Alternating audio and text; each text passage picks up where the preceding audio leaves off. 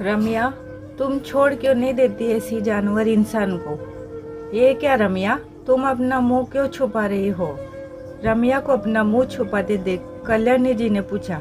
कुछ नहीं काकी, वो बस ऐसे ही धूप से बचने के लिए बांध रखा है मुंह। रम्या कल्याणी जी के यहाँ फुल टाइम मेड है, क्योंकि कल्याणी जी के पति का देहांत हो चुका है और दोनों बेटियां ससुराल में है, जो कभी कभी माँ को देखने आती है, लेकिन ससुराल छोड़कर यहाँ रह नहीं सकती। और माँ है, साथ चलने को कहा तो उन्होंने मना कर दिया।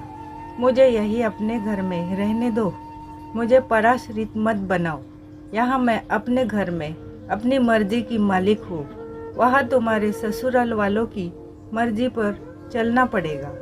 तब से कल्याणी जी अकेली ही रहती है। रम्या को घर के कामों के लिए लगा रखा है। रम्या की बातों से पता चला कि उसका ब्याह है और दोनों बच्चे, एक बेटी और एक बेटा, उसकी पहली शादी से है। एक दिन उसका पति उसे और दोनों बच्चों को छोड़कर कहीं चला गया। कई साल इंतजार करने के बाद मायके वालों ने जगन के साथ उसका दूसरा ब्याह कर दिया। उसका दूसरा पति रम्या का शारीरिक शोषण करता, मारता, पीटता।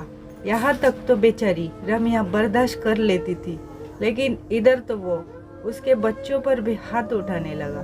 कभी कभी बेटी भी रम्या से शिकायत करती कि माँ, आप घर पर नहीं होती तो मुझे नए पापा का छूना, प्यार करना अच्छा नहीं लगता। बेटा, मैं घर से बाहर कमाने नहीं जाऊंगी तो तुम लोगों को पढ़ाऊंगी लिखाऊंगी कैसे? तुम्हारा पेट कैसे भरूंगी? तुम्हारे नए पापा तो साफ कह देते हैं कि ये मेरे बच्चे नहीं, तो इनकी जिम्मेदारी भी नहीं उठाने वाला। लेकिन तुम अपना और अपने भाई का ध्यान रखना। अगर कुछ भी गलत करे तो सीधा उठाकर सबक सिखाना। बेटी को रम्या ने समझाकर चुप करवा दिया। ऐसा तो तूने कभी नहीं किया, और तू तो दिन भर धूप में ही काम करने निकलती है, लेकिन इस तरह से मुंह तो कभी नहीं छुपाया। खोल तो जरा, अब तो घर के अंदर है, यहाँ तो कहीं धूप नहीं है।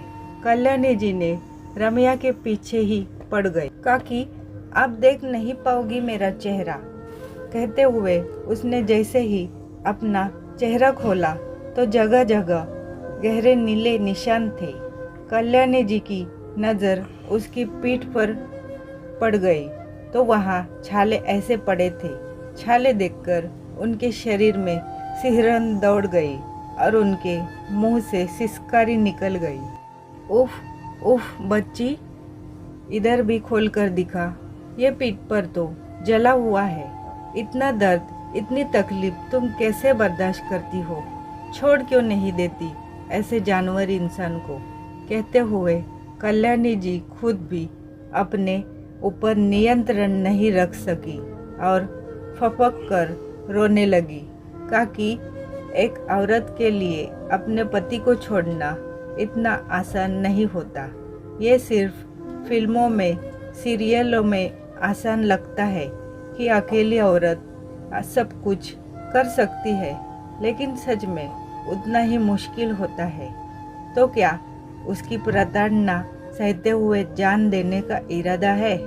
फिर सोचो, तुम्हारे रहते हुए वो तुम्हारी और तुम्हारे बच्चों की कद्र नहीं करता। वो तुम्हारे रहने पर तुम्हारे बच्चों की कद्र करेगा? तुम आज मरो और वो तुरंत दूसरा ब्याह कर लाएगा, फिर तो तुम्हारे बच्चों की ही दुर्गति होगी। इसलिए मेरी मानो, उसे छोड़ दो। तुम दिन भर हाड़ तोड़ मेहनत करती हो, कमाती हो, और वो तुमसे छीन कर अय्याशी में उड़ा देता है। सोचो, तुम बच्चों का भविष्य बनाने के लिए मेहनत करती हो, ऐसा बनेगा बच्चों का भविष्य? अपने पिता को देखकर कल वो भी ऐसे ही बनेंगे। चलो इधर आओ, मैं तुम्हारे जख्मों पर हल्दी चूने का लेप लगा दूँ और छालों पर बर्नॉल लगा दूँ। आराम मिलेगा, वरना घर पर तुझे कौन पूछेगा? कहते हुए कल्याणी जी रमिया की दवाई लगाती जा रही थी और दर्द से कराहती जा रही थी। उनसे उसका दर्द बर्दाश्त नहीं हो रहा था। आज कल्याणी जी की बातें सुनकर रमिया ने भी मन ही मन सोच लिया कि उसे अपना और अपने बच्चों का जीवन सुरक्षित करना है। उसकी युवा होती बेटी पर उसकी बुरी नज़र है। ये सब सोचते हुए वो घर पहुंची तो देखा कि कुछ लोग घर पर बैठे हैं और उसकी बेटी भी वही बैठी है। पता चला कि उसका पति उसकी बेटी का सौदा कर रहा है। ये सुनते ही उसने सबसे पहले 100 नंबर पर फ़ोन लगाकर पुलिस बुलाई और उन सबको पुलिस के हवाले कर दिया। लड़की बेचने के आरोप में और पत्नी का शारीरिक शोषण करने के आरोप में उसे लंबी सज़ा हुई।